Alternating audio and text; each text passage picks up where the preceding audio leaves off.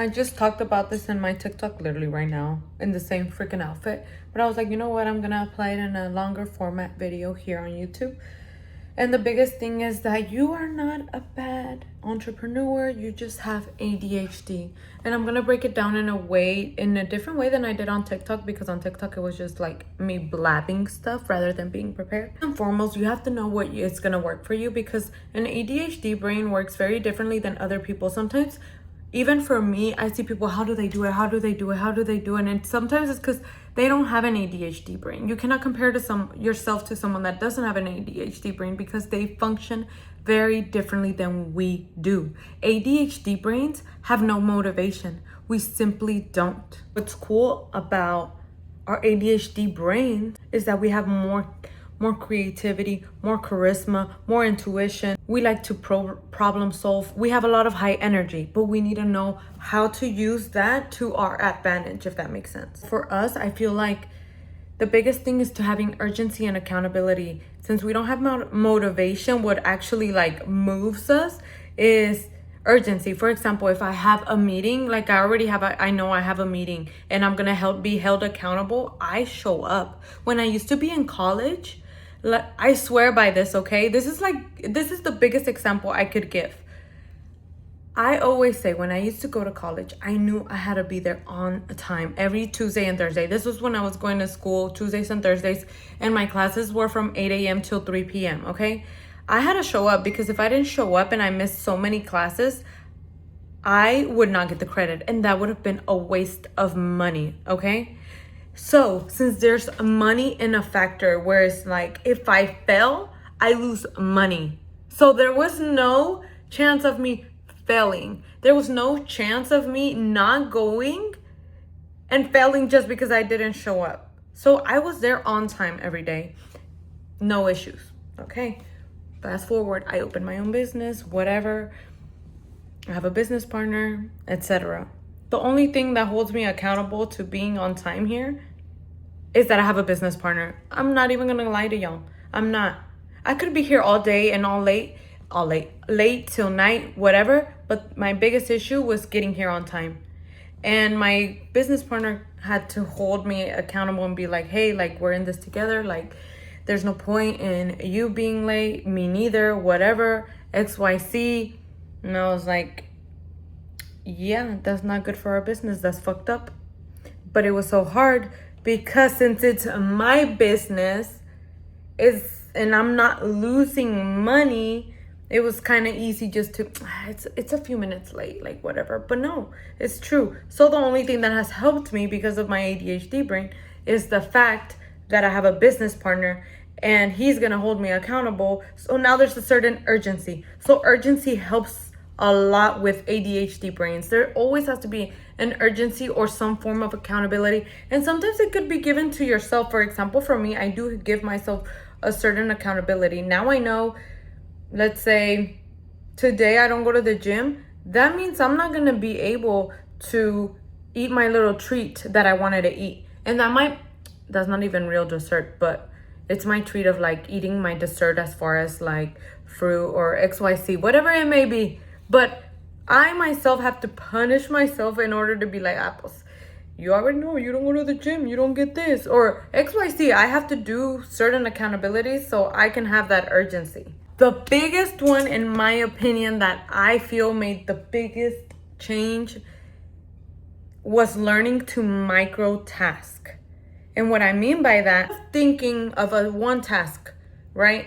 Today I can't even think of a task. Today would be a perfect example. Today I work on different little things. Today I work on this business, on my other projects that I can't really talk about right now until I do them. I work on my personal stuff to make sure everything is on task. I also sometimes check my bank accounts, check my investment accounts, different things I like to do today. But I do it in micro tasks. For example, the way I do it, and that works for me, you have to figure out your own micro task way.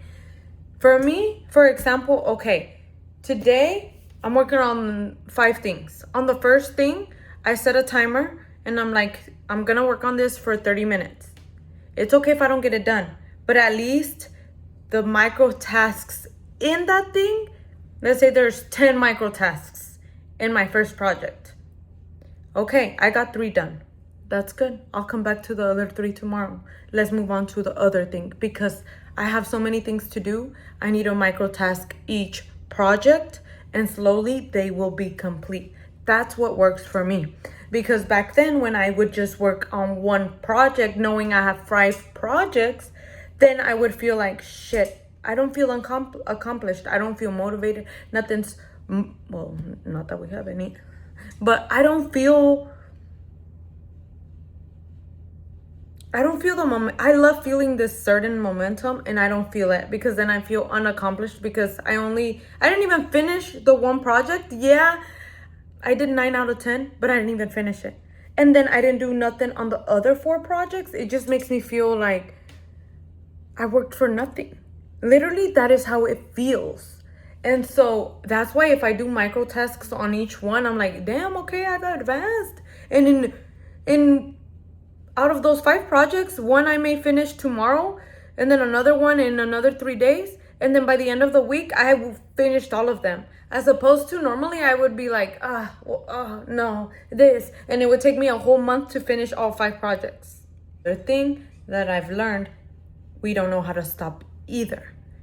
And sometimes that overstimulates your brain. And that's not good either because then you're going to burn yourself out. So one thing I've learned is you don't have to stop, but you do have to take a breather. Meaning you're in the middle of something, you're already feeling overwhelmed and you're already like, oh my gosh, this was too much, blah, blah, blah. I've been working on this too much. I feel overstimulated. Stop. The moment you're about to be overstimulated, stop. And you can feel it. You feel it. You feel it in your body. You feel it in your brain. You feel it. Stop. Go take a walk real quick. And I don't mean you have to go walk, like take a 15, 30-minute walk. No, I mean literally get up. And for example, here at the shop, I just get up, go to the back, walk around, see what's happening over there. Don't get me wrong. I'm still going to be thinking about work. But you're not working. Even if you're thinking about it, you're not working. You're taking a mental break. And it's just a 5-10 minute little thing. You're just checking, you're walking around.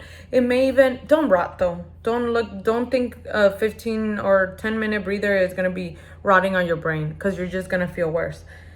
It has to be something kind of physical where you get up and get your body moving. It could even be like, oh, pues I'm going to go get myself a coffee really quick around the corner. And you're just driving, put on a little music, take the breather or you're gonna burn the hell out. Also, setting alarms have been my best friend, which is kind of what I was telling you earlier about the micro tasks, setting like a specific timer. So I set like 30 minutes. Depending on the task, I'll set a 30-minute timer. Okay, 30 minutes, I'm gonna be checking invoices, right?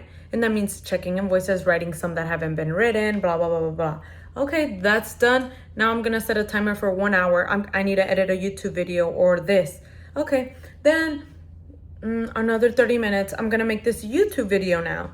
I have this 30 minutes allocated to making this YouTube video. And I don't have to edit it at this very moment.